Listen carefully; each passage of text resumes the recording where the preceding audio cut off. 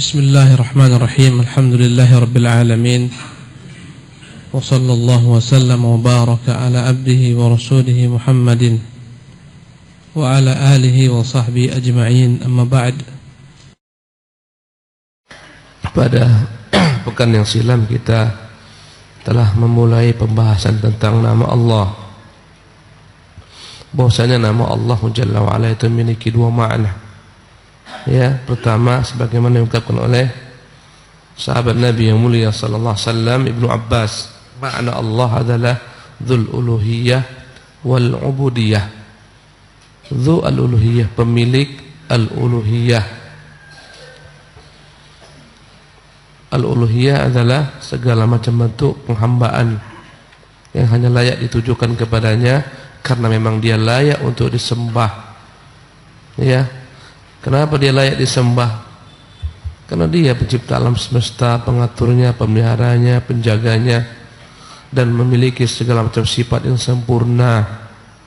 Semua nama-nama Allah Tabaraka Ta'ala itu menjelaskan Allah, dan semua nama tersebut mengandung sifat, dan semuanya sempurna. Karena itulah layak dia dipertuhankan. Dengan itulah namanya Allah bermakna dzul uluhiyah. Adapun yang kedua, dzul ubudiyah, dialah pemilik hamba-hamba yang mereka wajib memperhambakan diri mereka kepada Allah. Jika yang pertama berkaitan dengan Allah, dzul uluhiyah, Allah layak disembah dengan segala macam sifat-sifat yang sempurna. Maka dzul ubudiyah berkaitan dengan hamba, bahwasanya hamba wajib untuk menyembah Tuhan yang sempurna tersebut. Ya.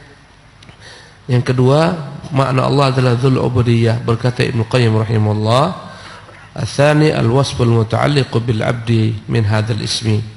Yaitu sifat yang terkait dengan penghambaan. Penghambaan hamba dari nama Allah. Ya, bahwasanya kita semua adalah hamba Allah Jalla wa Ala. Wa huwa al-ubudiyah, yaitu daripada sifat penghambaan tersebut. Fal ibadu ya'budunahu wa ya'lahunahu. Maka setiap hamba-hambanya, ya, mereka mengibadati Allah tersebut, Tuhan tersebut. Jadi makna dzul uluhiyah kembali kepada layaknya Allah disembah sebagai Tuhan karena dia memiliki segala macam sifat kesempurnaan. Adapun dzul ubudiyah kembali kepada hamba, wajib mereka menyembah Tuhan tersebut, memiliki segala macam kesempurnaan. Maka seluruh hamba wajib mengibadati Allah Subhanahu wa taala, mempertuhankannya. Qala Allah Ta'ala, Allah berfirman, "Wa huwal ladzi fis sama'i ilahun." Dialah Tuhan yang di langit sebagai Tuhan yang disembah. Ya, wa fil ardi ilahun, dia pula Tuhan di bumi yang layak untuk disembah. Bukanlah mana wa fil ardi Allah di bumi, tidak. Maksudnya dialah Tuhan di bumi yang berhak disembah sebagaimana dia Tuhan di langit yang berhak disembah. Di langit dan bumi semuanya, ya, penghuni langit dan penghuni bumi, mereka wajib menyembah Allah Jalla wa Ala. Dalam ayat ini, wa huwal ladzi fis sama'i ilahun, dialah Tuhan di langit sebagai Tuhan. Ilahun, kembali kepada Allah, Tuhan yang maha sempurna tersebut. Wa fil ardi ilah, dan dia juga Tuhan di bumi yang layak disembah oleh penduduk bumi ini, manusia. Ayya lahu ahlus sama'i wa ahlul ardi tau'an wa karhan, yang mana beribadah menyembah Allah seluruh penduduk langit dan bumi, baik dengan tau'an, sukarela, wa karhan, maupun dengan terpaksa, semua wajib tunduk kepada Allah Jalla wa Ala. Ya. Penghambaan kita kepada Allah dibagi dua. Ada yang tau'an. Tau'an artinya kita memilih untuk taat kepada Allah Subhanahu wa taala, seperti salat. Ini adalah ibadah. Dengannya kita memperhambakan diri kepada Allah. Dengannya kita menyembah Allah Subhanahu wa taala. Dan dalam perkara seperti ini kita bisa memilih antara meninggalkan atau meninggalkan. Karena itulah pada subuh ini banyak juga yang meninggalkan salat subuh. Ya. Ini namanya tau'an. Dan penghambaan diri kepada Allah secara tau'an hanya mampu dikerjakan oleh orang-orang mukmin. Bagaimana orang kafir? Apakah mereka hamba Allah? Ya, mereka hamba Allah. Tapi mereka tak mampu menentang Allah SWT secara kurhan. Wajib mereka taat kepada dalam beberapa sisi. Orang kafir, mereka tak bisa menentang kekuasaan Allah SWT. Misalnya Allah ciptakan mereka dalam keadaan berkulit hitam, orang kafir, atau berkulit putih, atau Allah ciptakan mereka pendek, Allah ciptakan mereka tinggi, mereka tak bisa menolak. Atau Allah datangkan kepada mereka bencana, penyakit, mereka tak bisa menolak. Maka semua hamba menyembah Allah. Tapi ada yang maksudnya semua hamba adalah hamba bagi Allah Subhanahu wa taala. Ada yang menjadi hamba dengan pilihannya. Kita menjadi hamba dengan pilihan kita. Kita melakukan semua ketaatan karena kita berharap ridha Allah, cintanya Allah, kasih sayang Allah. Ada sebagian hamba yang menjadi hamba bagi Allah kurhan. Subhanallah. Makna kurhan, mereka tak mampu menolak ketentuan takdir Allah Subhanahu wa taala. Orang-orang kafir, jika Allah datangkan kepada mereka bencana dan petaka di dunia ini, mereka tak mampu menolak ketentuan Allah Taala. Tak mampu orang-orang Jepang menolak tsunami yang datang kepada mereka. Maka mereka hamba dalam bab itu. Tak mampu mereka menolak penyakit yang datang kepada mereka. Maka mereka hamba dalam saat itu. Ya, maka seluruh makhluk hamba Allah. Ada yang menjadi hamba tau'an, maknanya apa tadi? Sukarela. Mereka lah orang-orang mukmin. Ada yang menjadi hamba Allah kurhan, karhan. Terpaksa mereka menjadi hamba Allah karena mereka tak mampu menolak ketentuan takdir Allah Subhanahu wa taala. Ya. Dan seluruh makhluk di bumi maupun di langit, malaikat-malaikat semuanya menyembah Allah tau'an. Ya, bahkan gunung-gunung semuanya menyembah Allah tau'an. Hanya orang-orang kafirlah yang mereka dianggap hamba menjadi hamba Allah Subhanahu wa taala dan mereka tak menyembah Allah Subhanahu wa taala dengan tau'an, tapi mereka terpaksa harus tunduk di bawah kekuasaan Allah Subhanahu wa taala. Al-kullu khadi'una li'azamatihi, semua makhluk tunduk kepada keagungan Allah. Sampai orang kafir pun tunduk, tak bisa. Mereka tentang kebesaran Allah Subhanahu wa taala. Tak bisa mereka tentang. Munqaduna liiradatihi, semuanya tunduk kepada keinginan Allah, kehendak Allah.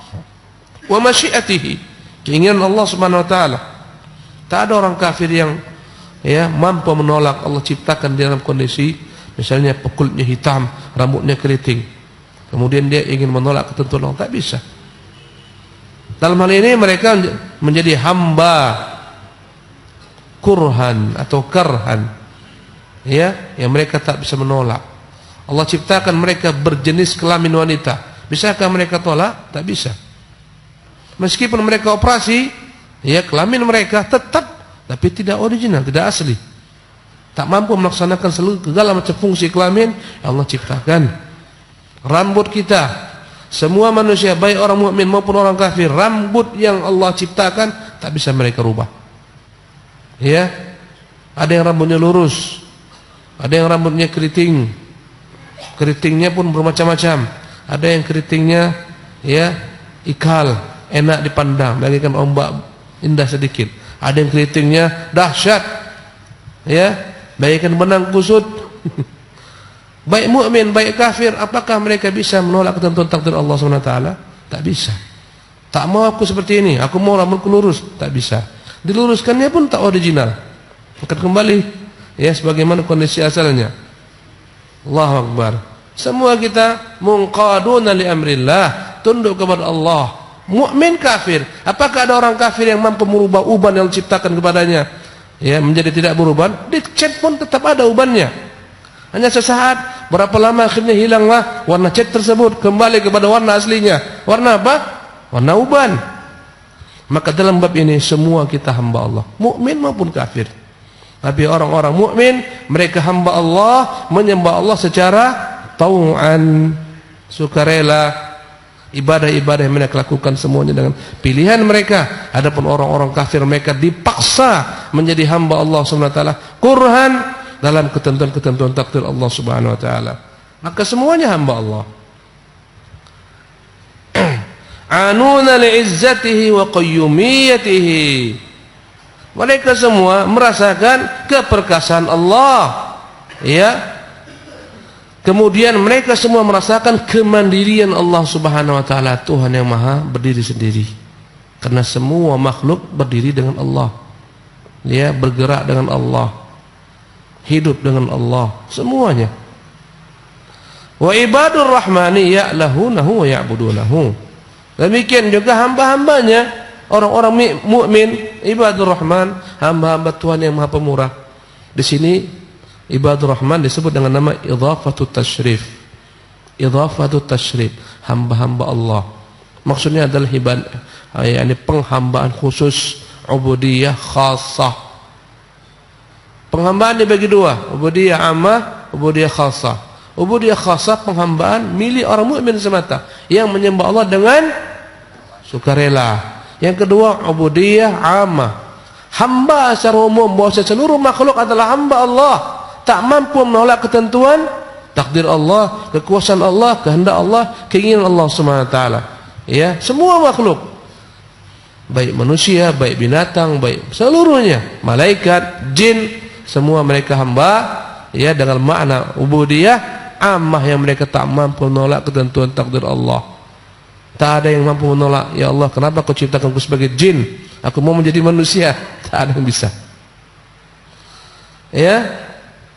Adapun hamba-hamba Allah yang Maha Pemurah, ibadur rahman, Allah, mereka menyembah Allah Subhanahu wa taala. Ya.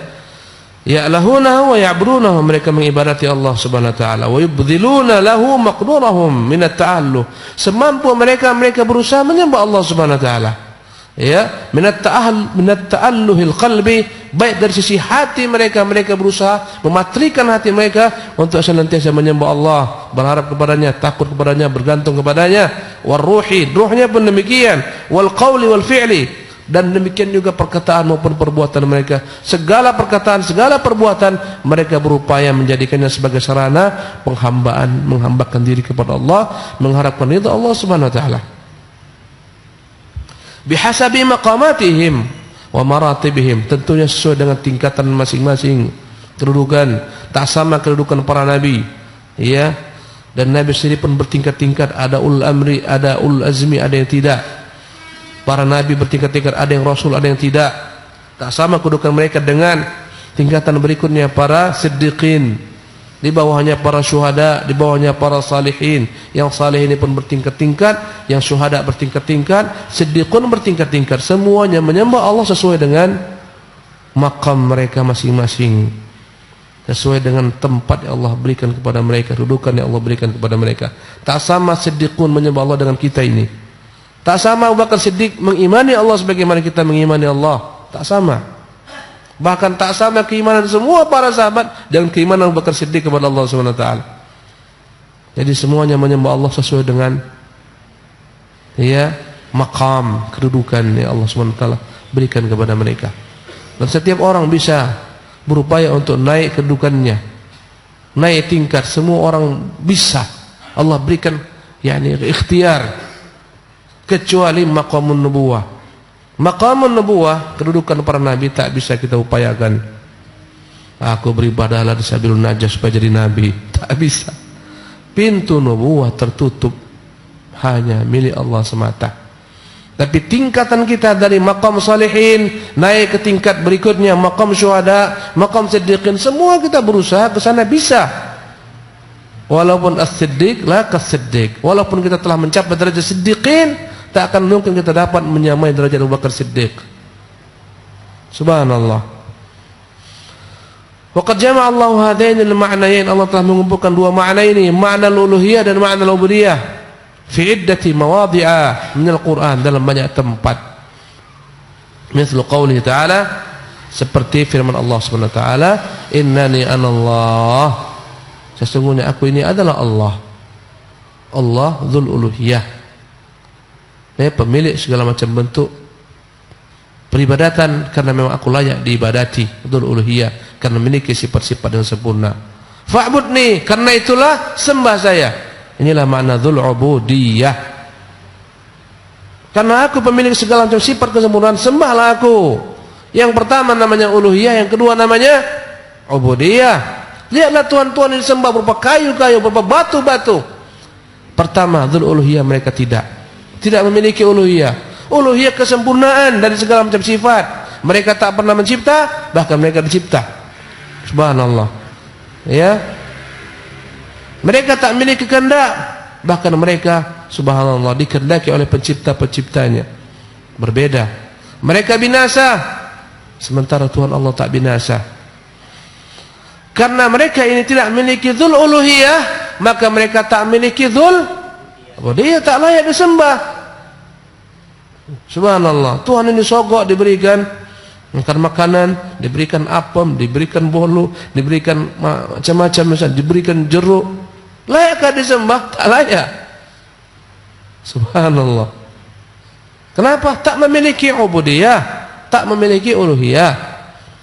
Wa qauluhu, juga firman Allah, wa ma arsalna min qablika min rasulin, tidaklah pernah kami utus sebelummu seorang rasul pun, nuhi ilaihi, yang kecuali illa nuhi ilaihi, kecuali kami wahyukan kepada setiap nabi, annahu la ilaha illa ana, bahwasanya tidak ada Tuhan yang berhak diibadati kecuali aku. Inilah dzul uluhiyah dengan segala sifat kesempurnaannya. Fa'budni, karena itu sembahlah saya. Ini dzul ubudiyah. Wa qawluhu fa'budhu, ya, fa'budhu, ibadatilah dia, dzul ubudiyah. Wastabir li'ibadatihi, sabarlah engkau dalam beribadah menyembahnya. Hal ta'lamu lahu samiyya, pernahkah kau ketahui ada yang seperti Allah Subhanahu wa taala sebagai Tuhan yang sempurna dari segala macam sisi? Tak ada. Jadi inilah inti daripada makna Allah.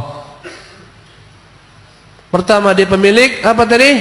Uluhiyah. Yang kedua, pemilik ubudiyah. Makna pemilik uluhiyah, pemilik segala macam sifat kesempurnaan. Pemilik ubudiyah, yang sempurna itu hendaklah dia disembah. Dan jangan dipalingkan ibadah kepada yang tak sempurna, dipalingkan kepada wali yang mereka di tangan Allah hidup mereka, yang mereka juga binasa, mereka mati. Subhanallah. Dipalingkan ibadah kepada wali, minta kepada wali, diagungkan wali. Subhanallah. Dibuatlah kuburannya macam-macam, diperindah kuburannya. Ya. Kadang-kadang ada haul tuan guru mereka, subhanallah, kuburan indah seperti orang mau menikah, segala macam bunga di sana ada, harum. Allahu Akbar. Ya. Allah musta'an. Ini semuanya bukan Tuhan. Tak layak diberikan penghambaan seperti itu.